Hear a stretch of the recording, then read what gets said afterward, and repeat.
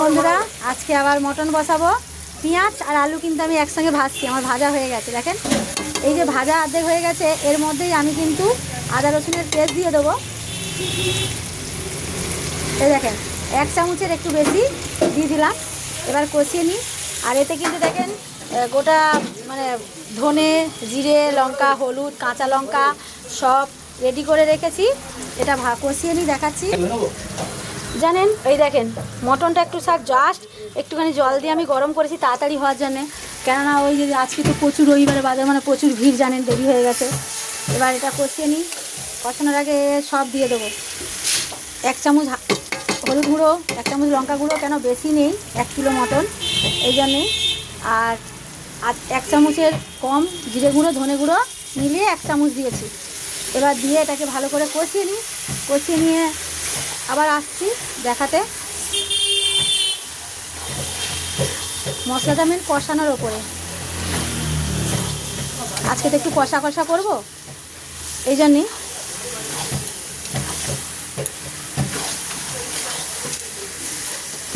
একটু জল দিয়ে কষাবো, কেন আলুটাও তো ভেজেছি, পেঁয়াজ দিয়ে গলতে হবে, এই জন্যেই। এদিকে আমার এখানে ট্যাংরা মাছ আজকে ঝাল করেছি। আজকে দিয়েছি বেগুন আর আলু দিয়ে টমেটো ঝাল করে নিয়েছি, কেন এটা সবার লাস্টে মটনটা বসিয়েছি, দেরি করে ফেলেছে দিতে। রবিবারে আজকে প্রচুর ভিড় থাকে, মানে নেওয়া যায় না। আর আমাকে তো লাইন ছাড়া দেয় বাড়ির কাছে, এই জন্যেই সবার লাস্টে এই মটনটা বানাচ্ছি তাড়াতাড়ি করে। এদিকে করে নিয়েছি ট্যাংরা মাছ বেগুন আলু দিয়ে ঝাল, এদিকে মাছের ডিমের বড়ার ঝাল করে নিয়েছি, এদিকে ঝাল ঝোল, আর এদিকে চিকেনটা করে নিয়েছি, লাস্ট মটন কষিয়ে নিয়ে দেখাচ্ছি আবার। আচ্ছা দেখেন, কষানো কিন্তু আমার হয়ে গেছে দুর্দান্ত, পেঁয়াজ কিন্তু একদম গোলে মাখন। এবার কিন্তু আমি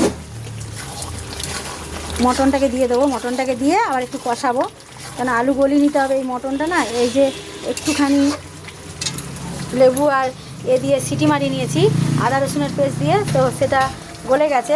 একটু কষিয়ে নিই। দেখেছেন বন্ধুরা, মাংস কিন্তু গলে গেছে, আলু গলে গেছে, কারণ আলু গলেই গেছে। আর কি না, রানের মাংস দেখেন খুলে গেল। আজকে সব রান নিয়েছি, সিনা নিয়ে নিই, একদম এরকমই কষা কষা থাকবে। আমার রেডি, জল দেবো না, এই জল ছাড়াই কিন্তু এরকম কষানো হয়ে গেল। যেহেতু আমি একটুখানি হালকা করে সিটি মারিয়ে নিয়েছি, কেননা 1টা বাজতে যায় তো, কাস্টমার লেগে যাবে, তাড়াহুড়ো করে রান্না করাও যায় না। এই বলে শেষ করে দিলাম।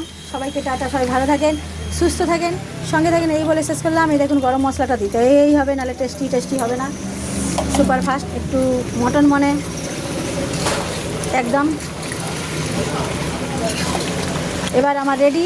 সব বন্ধুদের টাটা, আজকের মতন এইটুকুনি।